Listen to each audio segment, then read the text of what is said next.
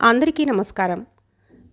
అలనాటి చందమామ కథల నుంచి విచిత్ర కవలలు అనే ధారావాహిక కథని వింటున్నారు కదా. ఈరోజు 14వ భాగం వినండి. బావిలో పడిన ఉదయనుడు బయటపడటం, గెడ్డపు వాడిని శ్రావస్తికి పంపించటం, వాడు ఎంతకు తిరిగి రాకపోయేసరికి తనే బయలుదేరి వెళ్ళి రాజుకి శుభవార్త అందించటం, తిరిగి వచ్చేసరికి తన సోదరులను రాక్షసుడు ఉరితీయపోతూ ఉండటం వరకు విన్నారు కదా. ఆ తర్వాత ఏమైందో ఇప్పుడు వినండి. ఆ భయంకర దృశ్యం చూసి ఉదయనుడు గజగజలాడిపోయాడు. ఏవి చేయటానికి పాలుపోలేదు. పోనీ అదృశ్య రూపం పొంది వాళ్ళని విడిపిద్దామన్నా వీలు లేని పరిస్థితి ఏర్పడింది. ఎందువలనంటే శ్రావస్తి నుండి తిరిగి వచ్చేటప్పుడు దురదృష్టవశాత్తు తెల్ల భస్మం కాస్త పోగొట్టుకున్నాడు. అందుచేత తన సోదరులు వాళ్ళ మరొక క్షణంలో ఉరితీయబడతారని తెలిసి కూడా ఉదయనుడు చాటుని పొంచి చూస్తూ ఉండిపోవాల్సి వచ్చిందే కానీ మరో మార్గం కనిపించలేదు. ఉదయనుడికి ముచ్చెమటలు పోసాయి. క్షణం ఒక యుగంలా గడుస్తుంది. పోతే అప్పుడే రాక్షసుడు వాళ్లను చెట్టు దగ్గరికి తీసుకువెళ్ళాడు. ఉరిత్రాళ్ళు తగిలించేశాడు. చాటున ఉన్న ఉదయనుడు ముందుకు ఉరకపోయే అంతలో ఆగు అనే కేక వినిపించింది. విస్తుపోయి చూశాడు ఉదయనుడు. ఆ కేక పెట్టినది ఎవరు? గెడ్డపు వాడే. వాడు రాక్షసుడితో ఇలా చెబుతున్నాడు: వీళ్ళని రక్షిద్దామనే ఉద్దేశ్యంతో ఇన్నాళ్ళు ఒక రహస్యం నీతో చెప్పకుండా దాచాను. కానీ అది దాచి కూడా వీళ్ళని రక్షించలేకపోయాను. పైగా ఇప్పుడు నా ప్రాణానికే ముప్పు వచ్చింది కనుక ఇక దాచను. ఇంతకాలము నిన్ను నన్ను మోసపుచ్చుతూ వచ్చిన ఈ ముగ్గురు కుర్రవాళ్ళు కవలలు అని ఇంకా ఏమో చెప్పబోతూ ఉండగా రాక్షసుడు, ఏమిటి కవలలా? మళ్ళీ నన్ను మోసపుచ్చడానికి చూస్తున్నావల్లే ఉందే. వీళ్ళు కవలలే అయినట్టయితే నాకా చిక్కకుండా పోవటం అన్నాడు. అప్పుడు గెడ్డపువాడు, నిజమే, నీవు కావాలనే వీళ్ళని వదిలేశావు అంటూ కవల సోదరుల దృష్టిలోపాలను గురించి, దానిని తను సరిచేయడాన్ని గురించి అంతా తెలియచేశాడు గత్యంతరం లేక. అంతా విని రాక్షసుడు, బలికి కావలసిన 50 మంది కవలలు సమకూరినట్టే కదా. నీవు చెప్పిందంతా నిజమేనని నమ్మవలసిందేనా? వీళ్ళు కవలలు అవునో కాదో ఎలా జూడి అవుతుంది? వాళ్ళనే అడుగుతా అని చెప్పి సంధ్యానిషీధులను అడిగాడు. మా వాడు చెప్పిందంతా నిజమేనా? నిజం కప్పిపుచ్చినా మీ ప్రాణాలు దక్కవు కనుక అబద్ధమాడకండి. నిజంగా మీరు కవలలే అయినట్టయితే ఒక మహత్తరమైన కార్యం కోసం ప్రాణాలు అర్పించామనే తృప్తి అయినా ఉంటుంది మీకు అన్నాడు. ఇందుకు సంధ్యానిషీధులు నిజమే అన్నారు కన్నీరు కారుస్తూ. పొంచి ఉన్న ఉదయనుడు నిశ్చేష్టుడైపోయాడు. నమ్మి గెడ్డపువాడిని ప్రాణాలతో వదిలినందుకు ఇదా ఫలితం అనిపించింది. వాడిని ఆ మట్టున నరికి పారేద్దామా అనుకున్నాడు. కానీ అంతలోనే రాక్షసుడి గొంతు వినిపించింది. అయితే ఆ మూడోవాడేడి అని రాక్షసుడు ప్రశ్నించాడు. అందుకు గెడ్డపువాడు, వాడు ఇంటికి పోయి వస్తానని చెప్పి వెళ్ళి వారం రోజులు దాటింది. ఈ పాటికి తిరిగి రావాల్సిందే. దారిలో ఏదైనా ప్రమాదం సంభవించిందో ఏమో, ఇంతలో వస్తాడనే నమ్మకం కూడా నాకు లేదు అన్నాడు. సరే, ఆలస్యం ఎందుకు? రేపే బలి పూర్తి చేసి దేవిని ప్రసన్నం చేసేసుకుంటాను. ఏర్పాట్లన్నీ చేయాలి. నిన్ను నమ్మి వదులుతానని మాత్రం అనుకోకు అంటూ రాక్షసుడు గెడ్డపువాడిని, సంధ్యానిషీధులను, రాజపటులను ఒక్కొక్కళ్లను ఒక్కొక్క చెట్టుకి అంటగట్టి పెద్ద పెట్టిన నవ్వుతూ గెద్ద రూపంలో ఆకాశ మార్గానికి ఎగిరిపోయాడు. రాక్షసుడు వెళ్ళటంతోనే ఉదయనుడు కత్తి దూసి ఒక్క పరుగున గెడ్డపువాడున్న చెట్టు వద్దకుపోయి వాడిని నరకబోయాడు. ఆగు, తొందరపడకు, నేను చెప్పేది శాంతంగా విని ఆ పైన నీ ఇష్టం వచ్చినట్టు చెయ్యి అన్నాడు. వినేదేమిటి? విన్నది చాలు. ప్రాణాలతో వదిలినందుకు బాగా చేశావు. నిన్నేం చేసినా పాపం లేదు. ఇంకా ఆగమంటావేంటి అంటూ హూంకరించాడు ఉదయనుడు. అబ్బాయి, నువ్వు ఇలా అపోహపడటంలో ఆశ్చర్యం ఏమీ లేదు. అయినా చెప్పేది విను. ఈ క్షణానికి తప్పించుకుని బయటపడితే చాలుననే ఉద్దేశంతోనే నేను వాడికి మీ జన్మరహస్యం చెప్పవలసి వచ్చింది. తప్పించుకోవడానికి మరో మార్గం లేదు. నా స్థానంలో నీవున్నా మరేమీ చేయలేవు. నా ఉపాయం పారింది. రేపటి వరకు వాడు ఆగటం నిజంగానే మన అదృష్టమే అన్నాడు గెడ్డపువాడు. ఉదయనుడు ఆలోచనలో పడ్డాడు. కొంచెం తమాయించుకుని, సరే నిన్ను నమ్మేమే అనుకో, తెల్లవారిలోగా వాడికి చిక్కకుండా మనమందరం తప్పించుకోవడం ఎలా అన్నాడు. అప్పుడు గెడ్డపువాడు, అది ఆలోచించా, చెప్తా. ముందు వీళ్ల కట్లు కూడా విడిపించుదాం పదా అంటూ సంధ్యానిషీదులను రాజభట్లను విడిపించాడు.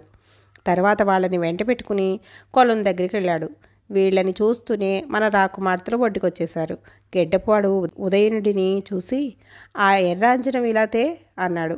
రాకుమార్తెలను దగ్గరికి రమ్మని పిలిచి వాళ్ళు వచ్చాక ఆ ఎర్ర అంజనం తీసి సుహాసిని భుజానికి రాశాడు. వెంటనే ఆమె చెయ్యి మాయమైపోయింది. తర్వాత సుభాషిణిని కూర్చోబెట్టి మోకాలి దగ్గర రాసేసరికి ఆమె కాలు మాయమైపోయింది. మరి కాస్త అంజనం తీసుకుని సుకేష్ని కళ్ళకి రాశాడు. దాంతో ఆమె కళ్ళు రెండు పోయాయి. ఈ విధంగా రాకుమార్తెలు ముగ్గురికి అంగవైకల్యం కల్పించడం చూసి ఉదయనుడు, ఏమిటి దారుణం, ఏదో ఉపాయం చెబుతానని చెప్పి ఇదా నువ్వు చేసే పని అని ఉగ్రుడైపోయాడు. ఎంతకు నీ తొందరపాటు మాత్రం మానవు కదా, అన్నింటికీ అలా అనుమానపడతావేంటి అంటూ గెడ్డపాడు ఉదయనుడి చెవిలో ఏదో చెప్పాడు. ఉదయనుడు కొంత తృప్తిపడి, మరి ఇంతకాలం ఏ విధమైన అవయవలోపము లేకుండా ఉండి రేపు వాడు వచ్చేసరికల్లా ఇలా జరిగితే వాడు నీపైన అనుమానపడడా? దీనివల్ల మనకు కలిసి వచ్చేదేముంది అని అడిగాడు. అదంతా తర్వాత చూద్దాం, ప్రస్తుతం ఇంతకంటే మార్గం లేదు. రేపు వాడు వచ్చే వేళకి మేము ఎప్పట్లాగా చెట్లకు కట్టివేయబడి ఉంటాం. నీవు మాత్రం భస్మం చల్లుకుని అదృశ్య రూపంలో ఉండి ఏమి జరుగుతుందో కనిపెడుతూ ఉండు అన్నాడు గెడ్డపువాడు. ఉదయనుడు తెల్లబోయాడు. ఆ భస్మమే ఉంటే ఇన్ని పాటలు ఎందుకు వస్తాయి? శ్రావస్తి నుండి వచ్చేటప్పుడు అది కాస్త పోగొట్టుకున్నాను అన్నాడు సిగ్గుపడుతూ. ఏమిటి పోగొట్టుకున్నావా? పర్వాలేదులే, నీవు మాకు ఇచ్చి వెళ్ళిన భస్మం మేము వాడలేదు, ఇదిగో అంటూ పొట్లం తీసి ఇచ్చాడు. ఆ తరువాత ఉదయనుడు వాళ్ళని మళ్ళీ ఎప్పట్లా చెట్లకు కట్టేసి తను అదృశ్య రూపంలో ఉండిపోయాడు. మర్నాడు తెల్లవారుతూ ఉండగా సుడిగాలి ప్రారంభమైంది. రాక్షసుడు వస్తున్నాడు కదా అనుకున్నారు అందరూ. సంధ్యానిషీదులు, గెడ్డపువాడు, రాజభటులు ఎంతో అలసిపోయిన వాళ్ళలా చెట్లకి చారగిలబడి ఉన్నారు. మరి కొద్దిసేపటికల్లా రాక్షసుడు రాని వచ్చాడు. అతని వెంట గండ్రగొడ్డళ్ళు భుజాన వేసుకున్న 2 భటులు వస్తున్నారు. ఆ వెనుక ఎంతోమంది పరివారం పూలతండలతో నడిచి వస్తున్నారు. సంధ్యానిషీదులున్న చోటికి చేరుకుంటూనే రాక్షసుడు తనకు ఏర్పరిచిన సింహాసనం పైన అధిష్ఠించాడు. కొలంలో కవలలందరకు స్నానాలు చేయించి దివ్యంగా అలంకరించి ఒక్కొక్కళ్ళనే తెచ్చి నా ఎదుట నిలబెట్టండి అని పరివారానికి ఆజ్ఞాపించాడు. వెంటనే ఎవరి పనుల్లో వారు నిమగ్నమైపోయారు. ఒకరు స్నానాలు చేయిస్తున్నారు, మరొకరు వస్త్రాలు అలంకరిస్తున్నారు. అలంకరణ పూర్తి అయిన వారినల్లా రాక్షసుడి ఎదుట నిలబెడుతున్నారు. రాక్షసుడు బ్రహ్మానంద భరితుడవుతున్నాడు.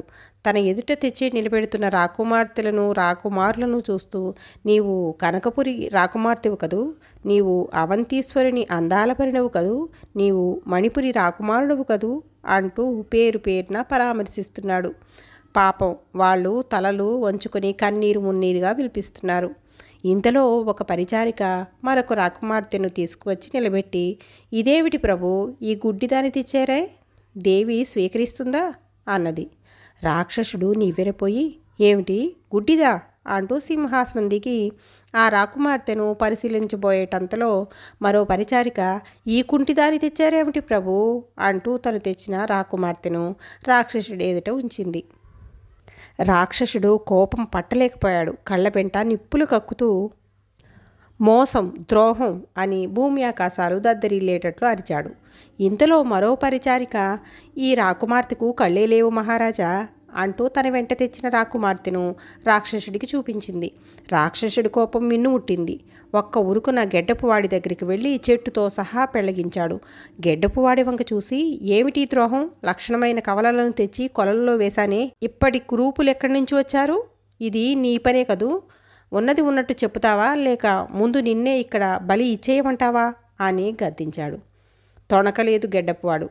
కేకల వల్ల ప్రయోజనం లేదు, ఈ పని నేను చేశానని కదూ నీ అనుమానం, ఒక్క క్షణం ఆగి చెప్పిందంతా విను, ఆ పైన నీ ఇష్టం వచ్చినట్టు చెయ్యి అన్నాడు కరువుగా.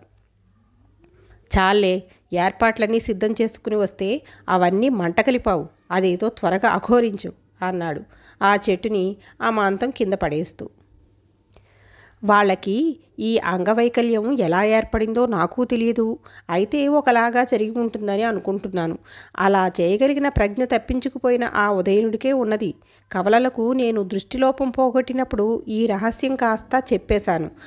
అందుకు కావలసిన అంజనాలు అవి కూడా వాడి వద్దనే ఉండిపోయాయి. వాడు బ్రతికి ఉంటే ఎప్పుడో ఒకప్పుడు నీకు చిక్కకపోడు. అప్పుడు వాడి చేతనే వీళ్ళకి మళ్ళీ అంగవైకల్యం పోగొట్టించవచ్చు. అప్పటి వరకు ఈ కుర్రవాళ్లను బంధించి ఉంచు. ఇదే నేను నీకు చెప్పగల సలహా. తరువాత నీ ఇష్టం అన్నాడు. సరే కానివ్వు. ఈసారి వాడు చిక్కాడా చచ్చాడనమాటే. ముందు మీ సంగతి చూడాలి, పదండి అంటూ రాక్షసుడు సంధ్యా నిషీధులను, రాజభట్లను, గెడ్డపు వాడిని ఒక త్రాటితో బంధించి తన వెంట లాక్కుపోయాడు. ఇదంతా చూస్తూ ఉదయనుడు రాక్షసుని వెంబడిస్తూనే ఉన్నాడు. కొంత దూరం పోయి రాక్షసుడు ఒక ఆకుల గుట్ట దగ్గర ఆగాడు. గెద్ద రూపం పొంది విశాలమైన తన రెక్కలను విసురుగా ఆడించేసరికి ఆ ఆకులన్నీ చెల్లాచెదురైపోయి ఆ చోట భూమిలోకి ఒక ద్వారం ఏర్పడింది. రాక్షసుడు సంధ్యానిషీధులను, గెడ్డపు వాడిని, భటులని ఆ ద్వారం గుండా లోపలికి త్రోసేశాడు. వెంటనే మళ్ళీ ఆకులు కూడదీసి ద్వారం మూసివేసి కొలను వద్దకు వచ్చాడు. అలంకరణ పూర్తయిన కవలలను జాగ్రత్తగా చూస్తూ ఉండమని అక్కడ పరిచారకులకు, భటులకు హెచ్చరించాడు. అంగవైకల్యం ఏర్పడిన సుహాసిని, సుభాషిణి, సుకేషినిలను ఎత్తుకుని గెద్ద రూపంలో ఎగిరిపోయాడు. మిగతా కథ వచ్చే భాగంలో వినండి.